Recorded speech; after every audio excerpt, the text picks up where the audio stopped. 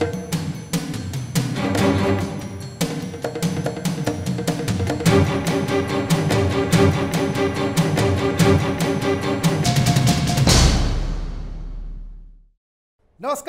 खबरों की खबर में आपका स्वागत है। महाराष्ट्र की राजनीति में हनुमान चालीसा इस कदर अहम हो जाएगा, इंपॉर्टेंट हो जाएगा, ये कभी किसी ने सोचा नहीं था।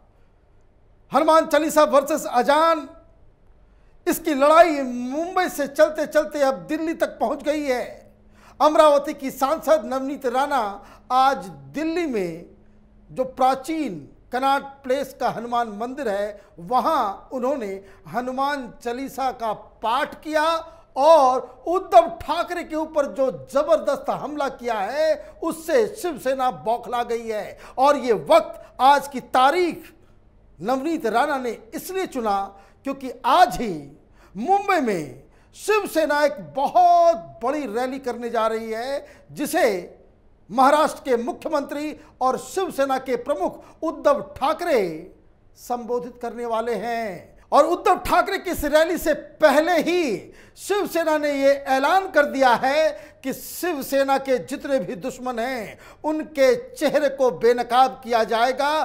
फर्जी हिंदुत्व का नाम लेने वाले, जिन्होंने झंडा बदल लिया, जिन्होंने अपना रंग बदल लिया, जिन्होंने भगवा चादर ओढ़ना शुरू कर दिया, मतलब राज ठाकरे के ऊपर जबरदस्त हमला आज उद्धव ठाकरे करेंगे, मतलब दो दो हाथ होगा। लेकिन सवाल यह है कि आज की तारीख इंपॉर्टेंट क्यों है? शिवसेना और उद्धव ठाकरे ये बड़ी रैली के लिए क्या क्या तैयारी कर रहे हैं और ये रैली बुलाने की जरूरत क्यों पड़ी? और ठीक रैली से पहले जिस हिसाब से नवनीत राणा ने सीधे सीधे उद्धव ठाकरे को महाराष्ट्र की एक समस्या बता गई, उससे तो ऐसा लग रहा है कि उद्धव ठाकरे आज शाम जब वो रैली को संबोधित करेंगे तो काफी सारा वक्त नवनीत राणा के ऊपर वो खर्च करेंगे, क्योंकि ये पहले ही तय हो चुका है, सामना में एक आर्टिकल आ चुका है कि ये रैली में आखिर होने क्या जा रहा है। सामना ने लिखा है, शिवसेना पक्ष प्रमुख व राज्य के मुख्यमंत्री उद्धव ठाकरे की तोप इस सभा में गरजेगी। नए और नकली हिंदुत्ववादियों का मुखौटा उतरने वाला है। सभा की जोरदार तैयारी एवं महाराष्ट्र सहित देश भर से मुंबई की ओर आने वाले शिव सैनिकों की संख्या को देखें तो यह सभा निश्चित तौर पर भीड़ का कीर्तिमान तोड़ने वाली साबित होगी। उद्धव ठाकरे का शिववान किसका किसका वध करेगा, इसे लेकर सभी के मन में जबरदस्त उत्सुकता है। मतलब तैयारी पूरी हो चुकी है। संख्या लाना है तो संख्या सिर्फ मुंबई से ही नहीं, मुंबई से बाहर तमाम महाराष्ट्र के अलग अलग इलाकों से और देश के अलग अलग इलाकों से भीड़ जुटाने का काम किया जा रहा है, क्योंकि ये शक्ति प्रदर्शन है। शक्ति प्रदर्शन किस लिए?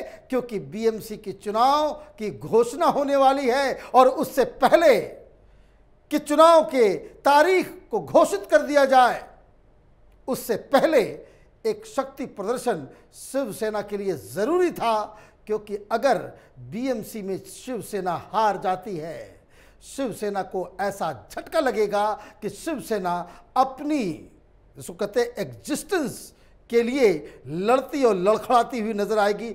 इतना इंपॉर्टेंट है ये बीएमसी चुनाव और इसलिए ये रैली बुलाई गई है। लेकिन हारने का कारण क्या हो सकता है उद्धव ठाकरे के लिए, शिवसेना के लिए? तो सबसे बड़ा कारण तो यही सामने नजर आ रहा है कि शिवसेना ने कांग्रेस पार्टी और एनसीपी के साथ हाथ मिलाकर अपनी विचारधारा को गर्त में डाल दिया, उसका तिलांजलि दे दी और वो सेकुलर पार्टी बन गए हैं। और इसलिए पहले से ही ये समा बांधा जा रहा है कि हम असली हिंदुत्ववादी हैं, नकली हिंदुत्ववादियों का हम पोल खोलने वाले हैं। सामना में लिखा गया कि पिछले कुछ दिनों में विरोधियों ने शिवसेना के खिलाफ साजिशें रची, धार्मिक मुद्दों के आड़ में शिवसेना और उद्धव ठाकरे को बदनाम करने का प्रयास किया।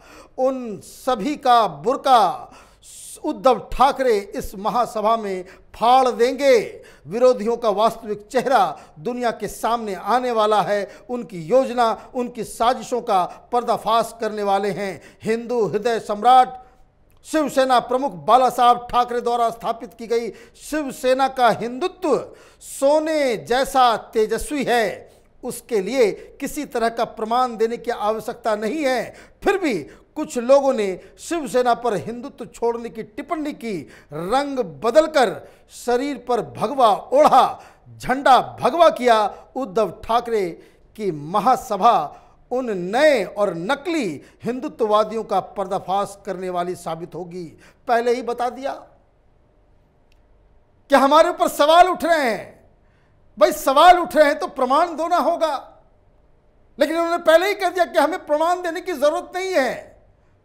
हिंदू हृदय सम्राट बाला साहब ठाकरे ने जो हिंदुत्व का रास्ता दिखाया था, वो शिवसेना उसका जो हिंदुत्व है वो सोने के जैसा चमकीला है। लेकिन इस चमक पे उसी दिन कालिख पुत गई थी जब आपने नवाब मलिक को डिफेंड करना शुरू कर दिया, जब आपने शरद पवार के साथ हाथ मिला लिया, जब आपने कांग्रेस पार्टी के साथ हाथ मिला लिया, जिसका अध्यक्ष, जिसका सर्वोच्च लीडर राहुल गांधी शिवसेना के देवतुल्य फिगर सावरकर को वो गालियां देता है, उसको कायर कहता है, झूठा बताता है, उसको यहां तक कि समलैंगिक कहता है, और आपके मुंह में बर्फ जम जाती है, घिग्गी बन जाती है। आप राहुल गांधी के खिलाफ एक शब्द नहीं बोल पाते हैं। इसलिए जनता प्रमाण मांग रही है शिवसेना से कि आपका हिंदुत्व कैसा है। क्यों अजान के लिए आपकी सरकार ने ये घोषणा कर दी, ये कानून बना दिया कि मस्जिद के 100 मीटर के दायरे में किसी भी मंदिर में कोई भजन कीर्तन नहीं होगा। अजान के 15 मिनट पहले, अजान के 15 मिनट बाद कोई लाउड स्पीकर नहीं बज सकता। सारी पाबंदियां हिंदुओं के ऊपर, और हिंदुत्ववादी होने का आप दम भरेंगे तो लोग तो आपसे प्रमाण मांगेंगे ही। लेकिन पहले ही कह दिया कि हम प्रमाण नहीं देंगे, हम राज ठाकरे को टारगेट करेंगे। राज ठाकरे को इसलिए टारगेट करेंगे कि वो भारतीय जनता पार्टी के साथ मिलकर ये जो उद्धव ठाकरे की सरकार की जो करतूतें रही हैं, जिससे शिव सैनिकों के अंदर भी नाराजगी है, उसको किस तरीके से मैनेज किया जाए। मतलब ये कि आज जो महासभा, जो रैली हो रही है उद्धव ठाकरे की, वो दरअसल बीएमसी चुनाव के प्रचार की शुरुआत है।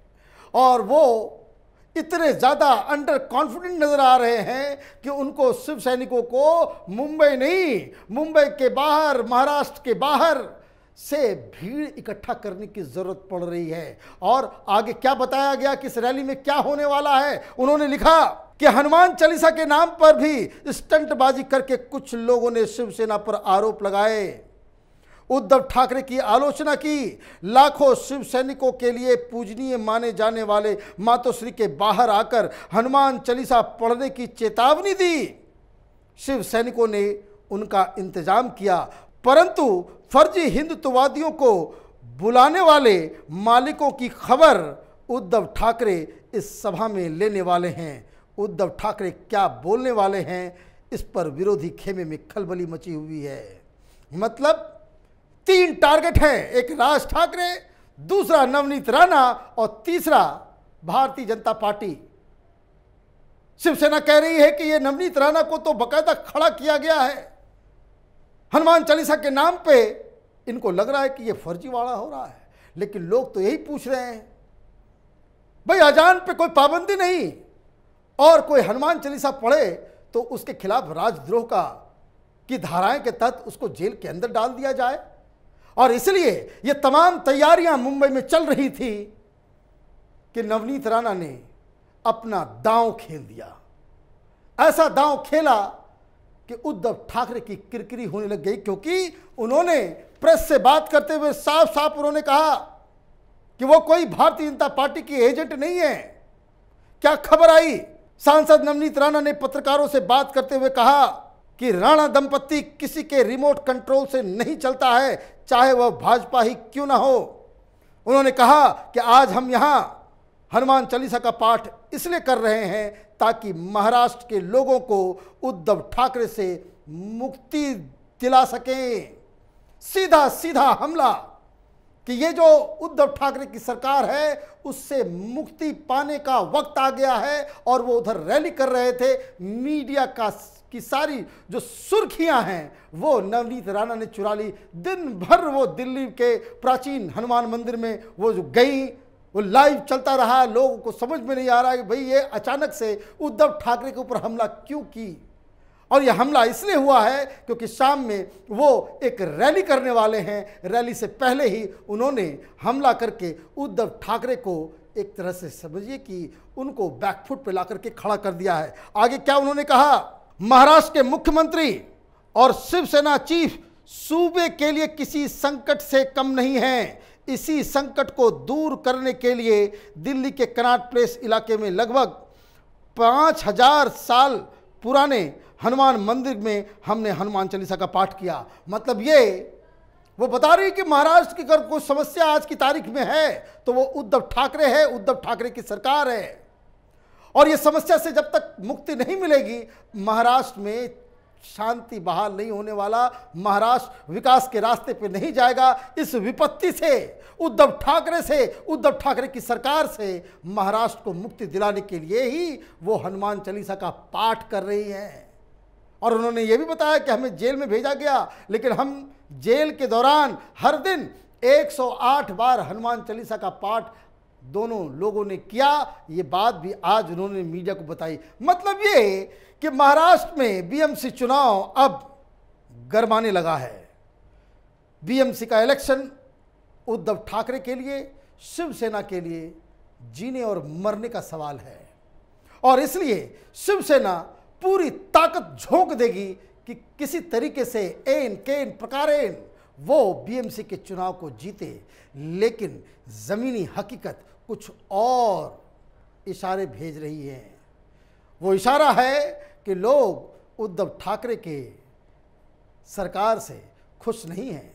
जिस हिसाब से बीएमसी में लूट मची हुई थी, जिस तरह से शिवसेना का एक लीडर ईडी और इनकम टैक्स के शिकंजे में फंस गया, जिस हिसाब से उद्धव ठाकरे सरकार के मंत्री भ्रष्टाचार और दाऊद इब्राहिम के साथ रिश्ते रखने के चक्कर में जेल की सलाखों के पीछे है, तो वो भरपाई कर पाना सिर्फ भाषणों से, राज ठाकरे के ऊपर हमला करके, नवनीत राणा को टारगेट करके या भारतीय जनता पार्टी के खिलाफ बयानबाजी करके ये खाई, ये डिसअफेक्शन, ये जो लोगों की नाराज़गी है उसे पूरा नहीं किया जा सकता।